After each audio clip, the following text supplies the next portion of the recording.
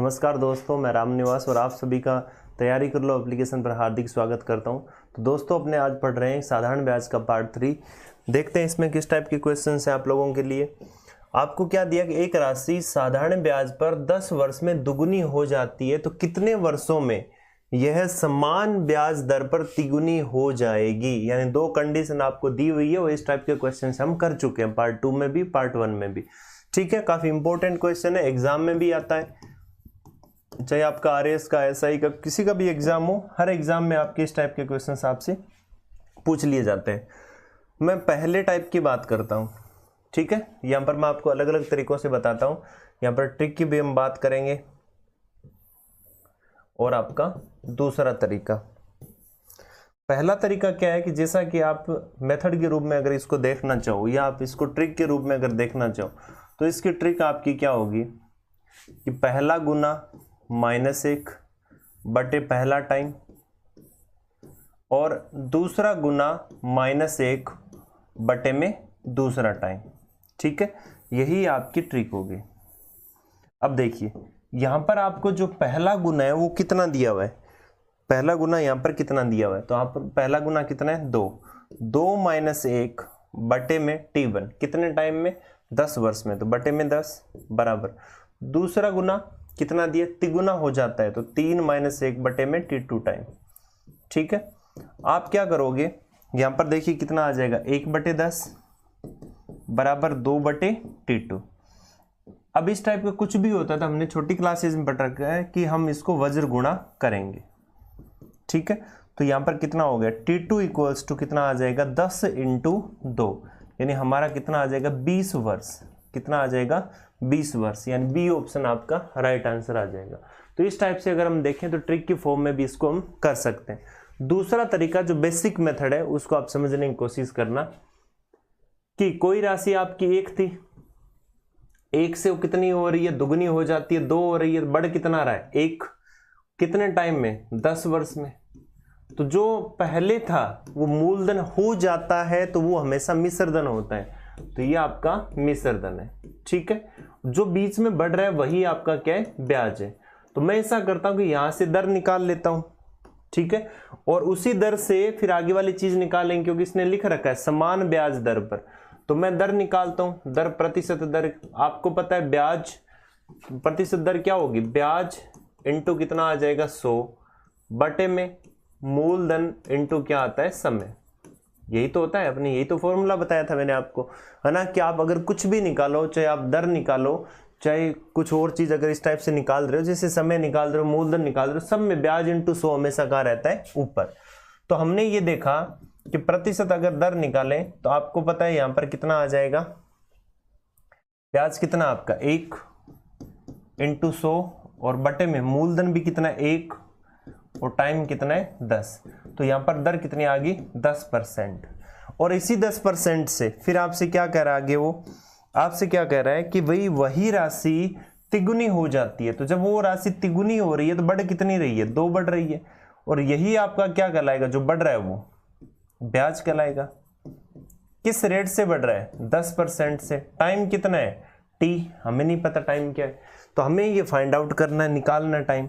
तो टाइम कैसे निकालेंगे, तो जब आप समय निकालोगे तो वही ब्याज ऊपर रहेगा इंटू 100 बटे में मूलधन कितना है 1, दर कितनी है 10। तो यहां पर टाइम कितना आ जाएगा 20 वर्ष। कितना आ जाएगा 20 वर्ष। तो इस तरीके से हम बी निकाल सकते हैं। हम पहले केस जो दिया होता है उससे हम दर निकाल लेंगे, और सेकंड केस में जो अप्लाई करके वहां से हम क्या निकाल लेंगे, हम टाइम निकाल लेंगे। ठीक है, तो पहला तरीका, उसके बाद में आपने देखा दूसरा तरीका। फिर देखिए नेक्स्ट क्वेश्चन, कोई धन साधारण ब्याज से 30 वर्ष में तिगुना हो जाता है, तो ब्याज की दर बतानी है। कोई धन 1 है, वो साधारण ब्याज से तिगुना हो रहा है, बढ़ कितना रहा है 2, जो बढ़ता है वही ब्याज होता है। ठीक है, तो इसका मतलब ब्याज हमारा 2, ये हमारा मूलधन, ये हमारा मिश्र धन। ठीक है, आपने यहां पर देखा कितने वर्ष में, ये आपका 30 वर्ष में। ठीक है, तो आपको निकालना क्या है, ब्याज की दर, परसेंटेज रेट। तो आप क्या कहोगे 2 × 100 बटे में मूलधन इंटू टाइम, 0 से 0, यानी 20/3। 20/3 का मतलब 6 से 2/3 3%, यानी बी ऑप्शन आपका राइट आंसर हो जाएगा। तो इस टाइप से हम इसको कर सकते हैं। दूसरा, अगर आप इसकी ट्रिक देखना चाहो तो ट्रिक के रूप में अगर इसको हम करें तो आप कैसे करोगे इसको, आपको पता है दर निकालनी है, तो दर बराबर जो गुना दिया है गुना -1 बटे में आप क्या कर दोगे समय, और इनटू क्या कर दोगे 100 कर दोगे। ठीक है, कितना गुना हो रहा है, तो ये 3 गुना हो रहा है, तो हम यहाँ पर क्या कर देंगे 3 - 1 बटे में टाइम कितना है 30, और इनटू क्या कर देंगे 100, 0 से 0 गया, ये 20/3 यानी 6 से 2/3% आपका आंसर आ जाएगा। ठीक है, तो इस टाइप से हम कर सकते हैं, हम बेसिक मेथड से भी कर सकते हैं, हम डायरेक्ट इसको ट्रिक से भी कर सकते हैं। देखिए नेक्स्ट क्वेश्चन। तो आप बीच बीच में ना जो वीडियो पॉज करके क्वेश्चंस को सोल्व करें, आफ्टर दैट इसको देखें। यहां पर आपको क्या दिया है कि 7 वर्ष 8 महीने में साधारण ब्याज की दर से एक निश्चित राशि स्वयं की दुगुनी हो जाती है। राशि 1 से कितनी हो जा रही है 2। ठीक है, अब देखिए टाइम कितना लग रहा है 7 वर्ष 8 माह।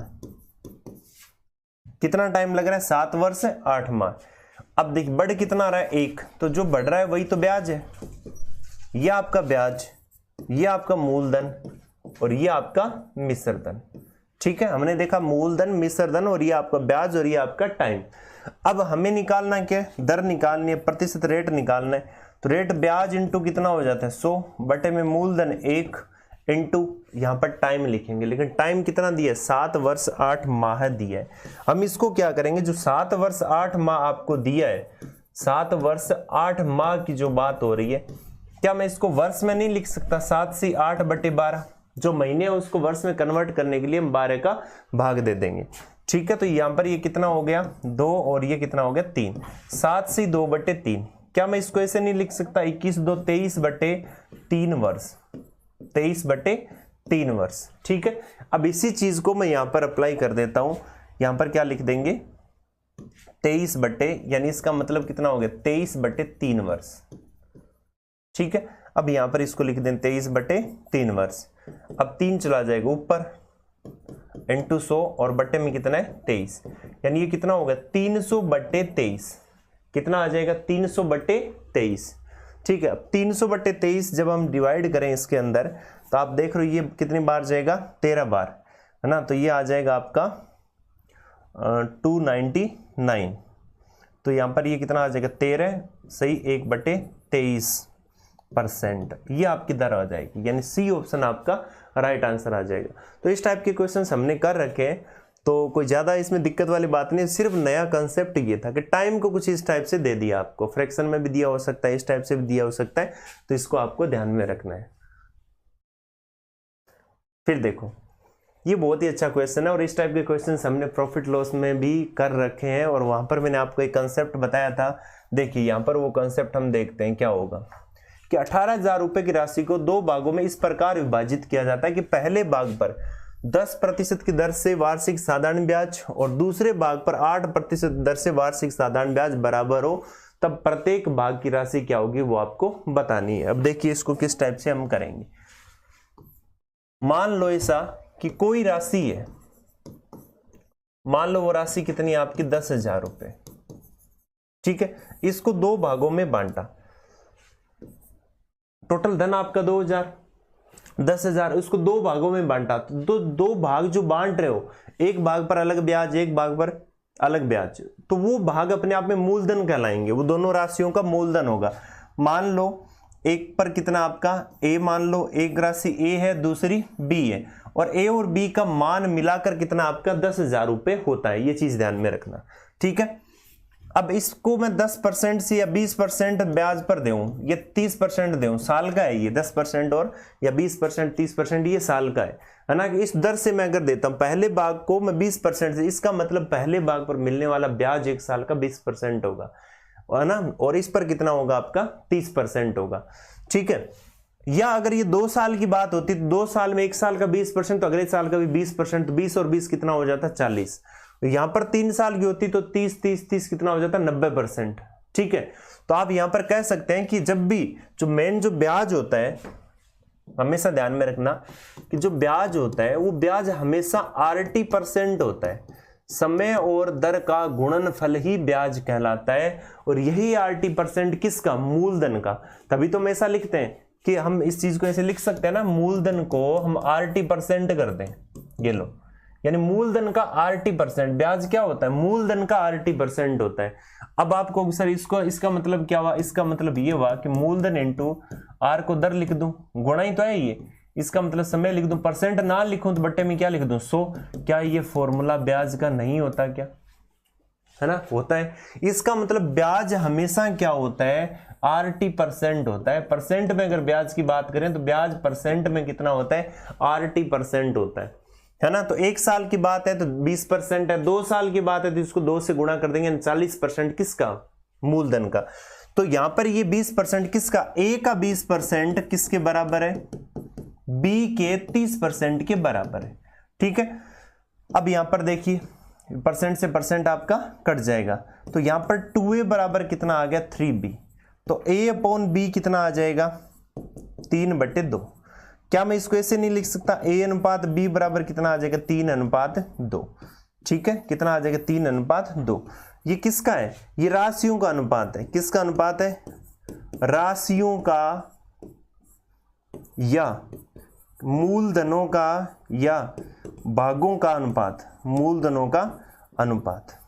ठीक है, किसके मूलधनों का? जो हमने 2 टुकड़े दिए थे, जो 2 भाग थे, इन 10,000 के 2 टुकड़े थे, A था एक B था, उनकी जो राशियों का अनुपात कितना है? 3/2। ठीक है, अब हम चाहें तो इसको और भी तरीके से हम कर सकते हैं, करने के खूब तरीके होते हैं इसके, लेकिन मेन बेसिक चीज ये ध्यान में रखना। अब इसमें से क्वेश्चंस आपको कैसे पूछे जा सकते हैं? पहला क्वेश्चन मान लो आपसे पूछेगा राशियों का अनुपात या भागों का अनुपात। भागों का अनुपात। ठीक है, दूसरा क्वेश्चन आपसे क्या पूछेगा? प्रत्येक भाग की राशि। प्रत्येक भाग की राशि। ठीक है, तीसरा क्वेश्चन क्या पूछेगा? राशियों में या भागों में अंतर। भागों की राशियों का अंतर। का अंतर। ठीक है, इस टाइप से आपसे पूछ लेगा।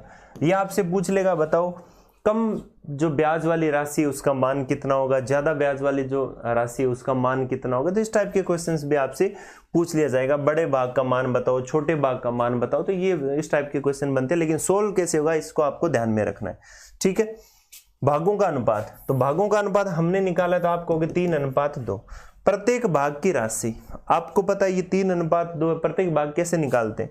अनुपात बटे अनुपातों का योग इंटू टोटल राशि। या आप ऐसे कर सकते हो कि 3 और 2 कितना है? 5, यानी 5 बराबर जब 10,000 है, ठीक है, तो 1 का मान कितना आ जाएगा? 2,000। ठीक है, 1 का मान 2,000, तो 3 का मान 6,000 और इस 2 का मान 4,000। तो मैं ऐसा कह सकता हूं प्रत्येक की भाग की राशि 4,000 और कितनी है? 6,000 और कितनी है? 4,000 है। ठीक है, यहां पर अंतर कितना है दोनों में? 1 का। तो जब 1 का अंतर है तो राशियों में, जब अनुपातों में 1 का अंतर है तो 1 का मान कितना है? 2,000। तो भागों की राशि में अंतर कितना आ जाएगा? 2,000। इस टाइप से भी कर सकते हैं। अगर आप इसको और शॉर्ट में करना चाहते हो तो आप हमेशा ध्यान में रखना कि मैं इसको ऐसे भी कर सकता हूं। A/B दोनों राशियां लिख ली। इस पर ब्याज कितना था? 20%। इस पर कितना था? 30%। जस्ट इनको उल्टा लिख देंगे। यहां कितना आ जाएगा? 30 और यहां कितना आ जाएगा? 20।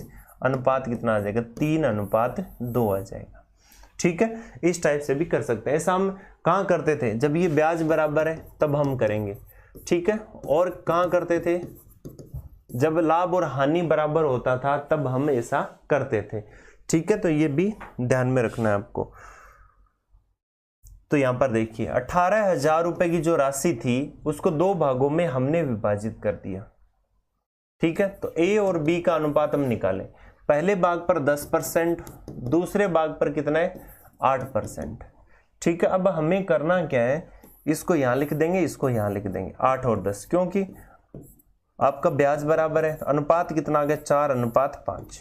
ये मूलधनों का अनुपात आ गया। आपसे क्या पूछा? प्रत्येक भाग बताओ, प्रत्येक भाग की राशि क्या होगी? तो सिंपल सी बात है, A का मान निकालूं तो आप 4/9 कर दोगे इंटू 18,000। अनुपात बटे अनुपातों का योग। अनुपात बटे अनुपातों का योग इंटू टोटल राशि। बी का मान निकालूं तो आप कर दोगे 5/9 इंटू 18,000। ठीक है। अब एक चीज बताओ कि यहां पर आप ऐसे भी तो कर सकते हो, दूसरा तरीका 4 और 5 9, आपको सर 9 बराबर 18,000, तो एक का मान कितना आ जाएगा 2,000, एक का मान 2,000, 4 का कितना है 8, 5 का कितना आ जाएगा 10,000। हम ऐसा भी कर सकते हैं। तो यहां पर आप देखिए कितना आ जाएगा, ये 2,000 कितना आ गया 8,000, ये आपका 2,000 तो कितना आ गया 10,000। तो यहां पर हमने देखा कि ए भाग है वो 8,000 और बी भाग आपका कितना है 10,000। इस तरीके से हम प्रत्येक भाग की राशि को निकाल सकते हैं। फिर देखिए नेक्स्ट क्वेश्चन की बात करते हैं हम। ये रहा, इसमें क्या दिया है, 8500 रुपए की धनराशि को दो भागों में इस प्रकार बांटकर, यानी पहले भाग को 8% की दर से कितने टाइम के लिए 4 वर्षों के लिए, तथा दूसरे भाग को 16% की दर से कितने टाइम के लिए 3 वर्षों के लिए। आप ये छोड़ो कि लास्ट में आपने यहां पढ़ा कि ब्याज समान प्राप्त होता है, ये चीज हमें दिमाग में आई। भाग कितने आपके 2, तो आप ऐसा लिख लोगे ए और बी। ठीक है। अब एक चीज बताओ, पहले भाग में 8%, तो टोटल ब्याज 4 साल के लिए कितना हो गया 32%। दूसरा भाग आप यहां पर देखिए, दूसरा भाग आपको क्या दिया हुआ है, दूसरे भाग में 16%, कितने टाइम के लिए 3 के लिए, टोटल कितना है 48%। हमें क्या करना है, इनको उल्टा लिखना है बस।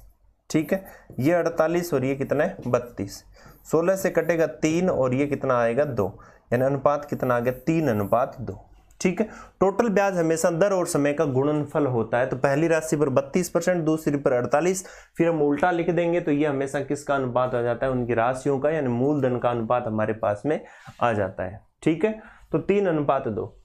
दूसरे भाग की राशि क्या होगी, यानी बी का मान पूछ रहे हैं, तो 2/5 इंटू कितना है 8500, कितना आ जाएगा भाई 1700, यानी टोटल दूसरे भाग की राशि है उसका मान कितना आ जाएगा 3400। सी ऑप्शन आपका राइट आंसर हो जाएगा। ठीक है, तो हम इस तरीके से इस क्वेश्चन को कर सकते हैं। काफी इंपॉर्टेंट क्वेश्चन है, वे ध्यान में रखें। फिर देखो ये भी आपका कुछ ऐसा ही है, बस फर्क क्या है कि कुछ इस टाइप का ये दे दिया, पूरे को पढ़ा तो हमें पता चला कि साधारण ब्याज के बराबर है, ऐसा कुछ दिया। पूरा पढ़ लो जी क्वेश्चन। 12,000 रुपए की धनराशि को दो भागों में बांटा जाए, तो ये तो पता चल गया कि दो भागों में बांटना है, ए अनुपात बी में।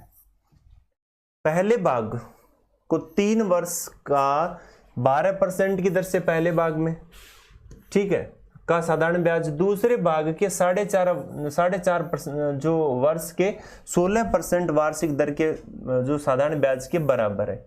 तो बड़ा भाग क्या होगा, जो बड़ी क्वांटिटी है वो कितनी होगी।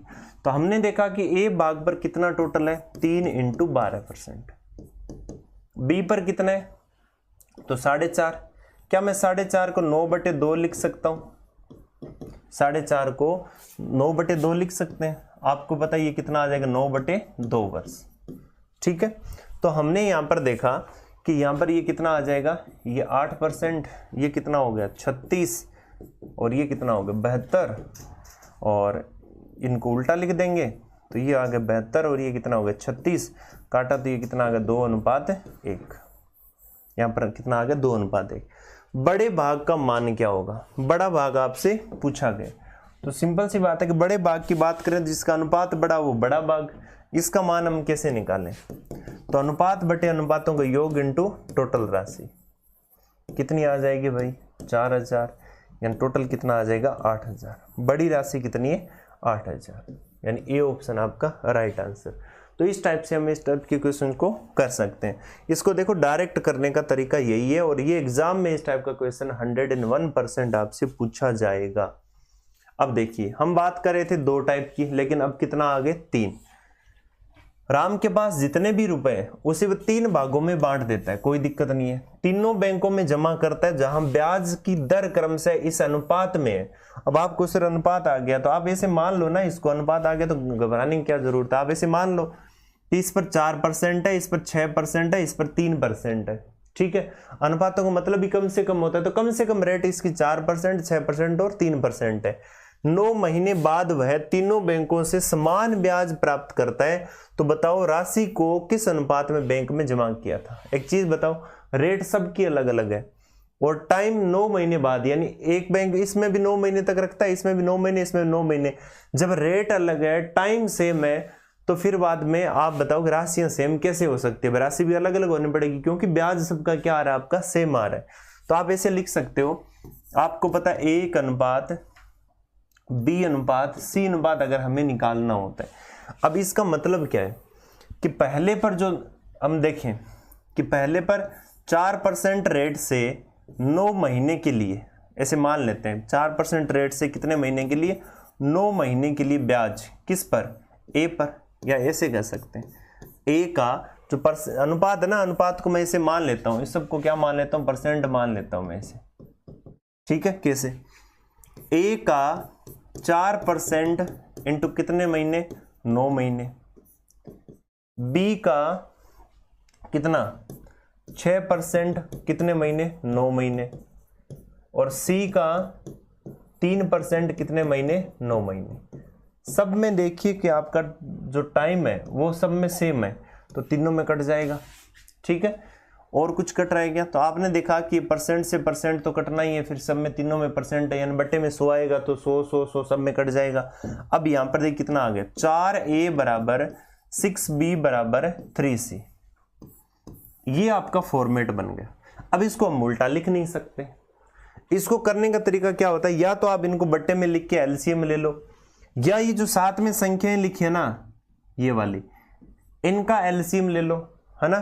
तो अगर मैं ऐसा मान लूं 4, 6 और 3 का अगर मैं एलसीएम लूं, भाई डायरेक्ट मेथड तो ये है ना कि इनका साथ वालों का एलसीएम ले लो, तो एलसीएम कितना आ गया, एलसीएम का मतलब होता है ऐसी संख्या जिनमें इनका भाग जा सके, ऐसी छोटी से छोटी संख्या।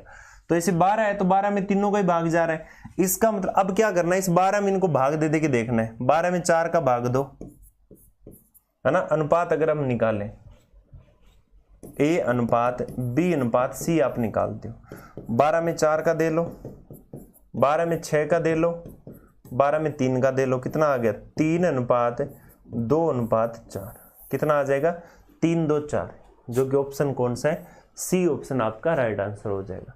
तो इस टाइप से हम इसको कर सकते हैं। नहीं तो अगर क्या करते कि देखो 4A 6B 3C, आपको क्या दिया 4A, दूसरा तरीका क्या है 6B बराबर है ये 3C, तो आप क्या करते इनको ऐसे लिखते A अनुपात B अनुपात C लिखते हैं ना, सात वाली संख्या बट्टे में आ जाती है, 1/6 अनुपात 1/3।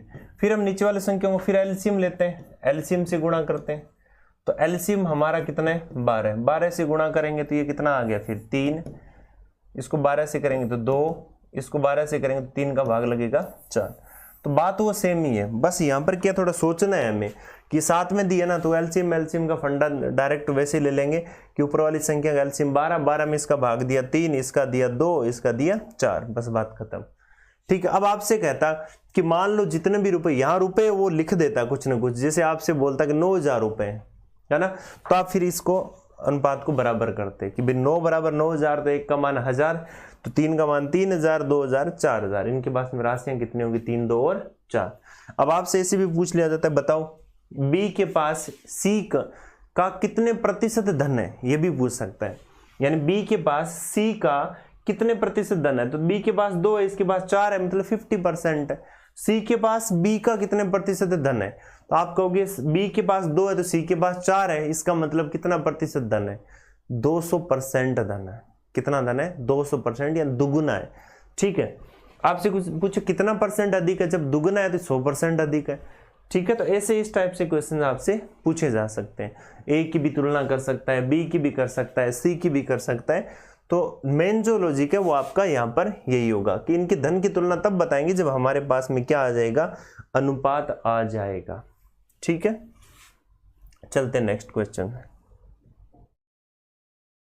यहां पर आपको क्या दिया हुआ है, एक व्यक्ति पास 3 धनराशि है जो 6 वर्ष, 10 वर्ष और 12 वर्ष के लिए क्रमशः 10%, 12% और 15% की ब्याज दरों पर निवेश करता है, ठीक है। मतलब 3 धनराशि, पहली को 6 साल, फिर दूसरी को 10 साल, तीसरी को 12 साल के हिसाब से क्रमशः 10%, 12% और 15% की ब्याज दर पर निवेश करता है।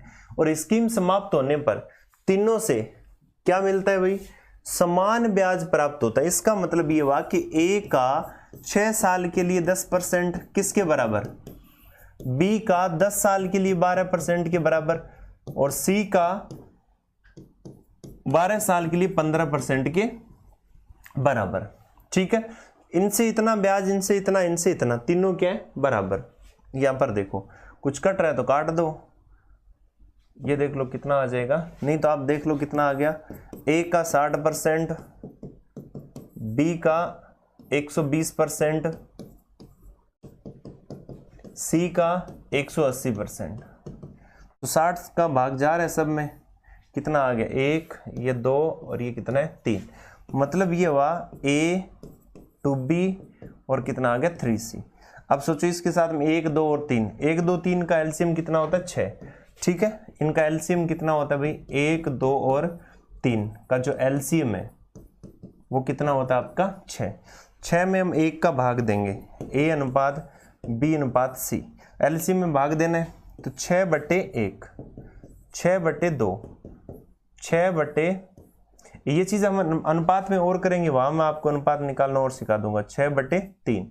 तो अनुपात हमारे पास में कितना आ गया, 6:3:2, 6:3:2, यानी ए ऑप्शन आपका राइट आंसर हो जाएगा। ठीक है, तो 3 का एलसीएम निकालना भी आपको आना चाहिए, तो 3 का क्वेश्चन भी आपसे पूछा जा सकता है। अब इसमें पैसे भी दे सकता है तो आप पैसे भी निकाल सकते हो, कोई इसमें बड़े इश्यू वाली बात है नहीं।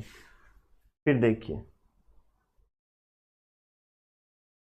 यहां पर आपको क्या दिया है, यहां पर भी 3 वाला केस है सेम।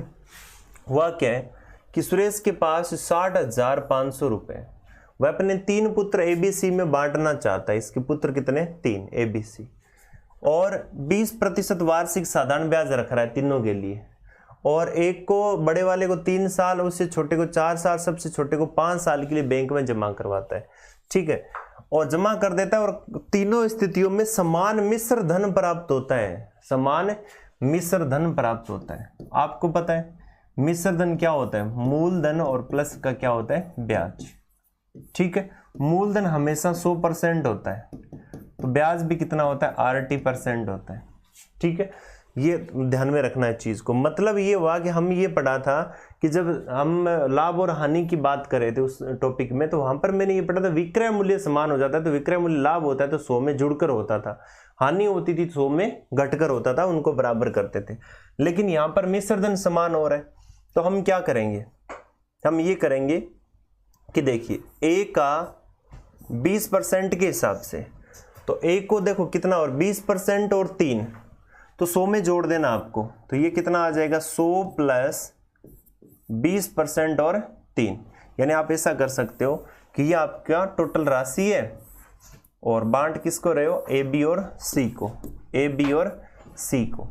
ठीक है, अब यहां पर देखिए, यहां पर इसको ब्याज कितना मिल रहा है, 20% के हिसाब से अगर इसकी हम बात करें तो पहले को 20% के हिसाब से 3 साल के लिए, दूसरे को बात करें तो दूसरे को 20% के हिसाब से कितने साल के लिए, 4 वर्ष के लिए, तीसरे की 20% के हिसाब से कितने वर्ष के लिए, 5 वर्ष के लिए।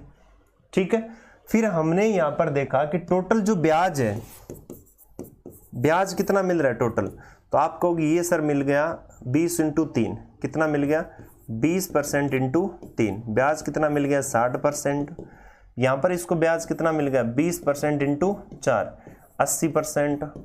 इसको कितना मिल गया, तो 20% × 5, कितना मिल गया, 100%। ये इसका ब्याज हो गया। तो फिर मिश्र धन कितना होगा, तो मिश्र धन 100 में जुड़ जाएगा। ठीक है, तो इसका मतलब ये हो गया 160%, ये 100 में जुड़ के 180%, और ये कितना हो गया, 200%। इसका मतलब ये हुआ कि मैं इसको ऐसे लिख सकता हूं यहां पर कि ए का 160% मिश्र धन बराबर है किसके, बी के 180% के, और सी के 200% के बराबर है। अब यहां पर जो कट रहा है उसको काट दो, देखिए यहां पर ये कट रहा है, यहां पर और क्या कट रहा है आपका, 16 आ जाएगा 8, ये आ जाएगा 9, ये आ जाएगा 10। तो मैं इसको ऐसे लिख सकता हूं कि 8A बराबर 9B बराबर 10C। ठीक है, क्या लिख सकता हूं, 8A 9B और 10C।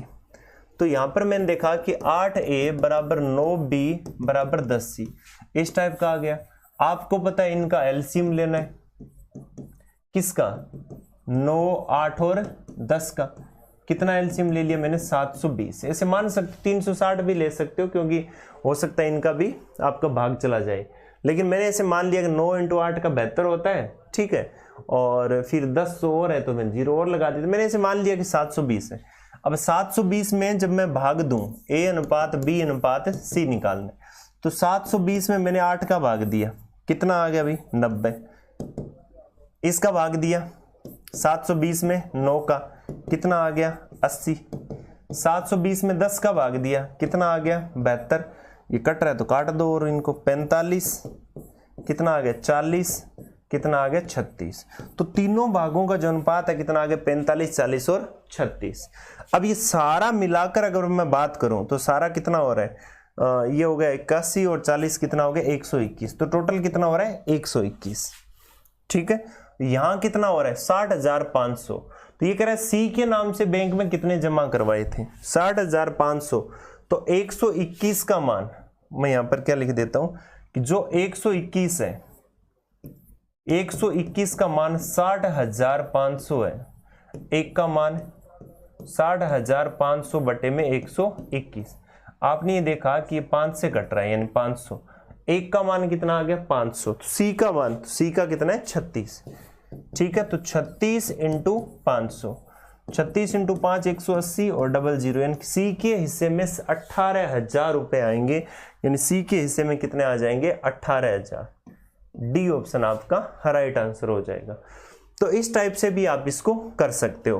तो आपने यहां पर देखा मिश्र धन बराबर है तो 3 पार्ट हो गए, तो मैं तीनों पार्टों का ब्याज 100 में जोड़कर, यानी ए का 100 प्लस इतना, बी का 100 प्लस इतना और सी का 100 प्लस इतना करके तीनों को बराबर करके और उनका मैं अनुपात निकाल लूंगा। जैसे मान लो आपसे बोल दे कि कोई भी कुछ रुपए है, कुछ राशि है कि 2 भागों में बांट दिया, में बांट कर, ठीक है। पहले भाग को 2 वर्ष के लिए 10% वार्षिक दर पर दर तथा दूसरे भाग को 3 वर्ष के लिए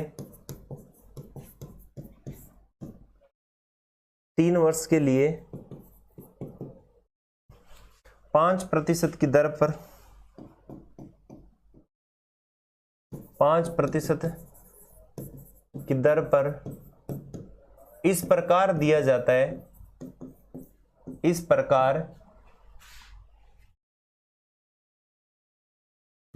प्रकार दिया जाता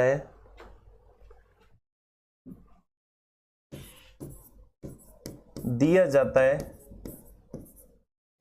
कि समय के अंत में दोनों भागों से समान राशि प्राप्त हो।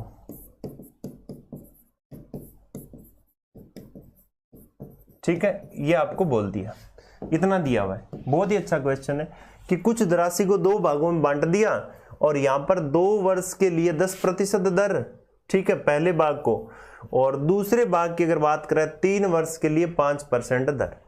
तो आपने ये कहा कि सर अगर पहले और दूसरे भाग की अगर बात है तो इनका ब्याज कितना होगा। तो आपको पता है इनका ब्याज कितना होता है, पहला 2 × 10%, दूसरा 3 × 5%। इसका ब्याज तो 20%, इसका कितना है 15%। लेकिन बात अगर मिश्र धन की आ जाए तो मिश्र धन कितना आ जाएगा 120% और ये कितना आ जाएगा 115%। अब सेम प्रोसीजर यहां भी काम करेगा। ये तो मिश्र धन, इसका मिश्र धन, इसका मिश्र धन दोनों बराबर है, तो जब बराबर है तो 120 और 115, 120% और 115%। मिश्र धन बराबर है तो इनको भी उल्टा लिख दो, तो 115% और 120% काटेंगे तो ये किससे 24 से और ये किससे 23 से, तो इनके मूल धनों का अनुपात आ जाएगा। यही अनुपात किसका अनुपात है, मूल धनों का अनुपात है। ठीक है, किसका अनुपात है, मूल धनों का। तो सारा सेम है, बस फर्क कितना है आपका कि अगर ब्याज बराबर हो तो सिर्फ और सिर्फ ब्याज को बराबर करना है, लिखना है, फिर उल्टा लिखना है। 3 है तो एलसीएम ले लेना है। अगर मिश्र धन बराबर है तो ब्याज निकाला है उसको 100 में आप जोड़ दोगे, फिर उल्टा लिख दोगे।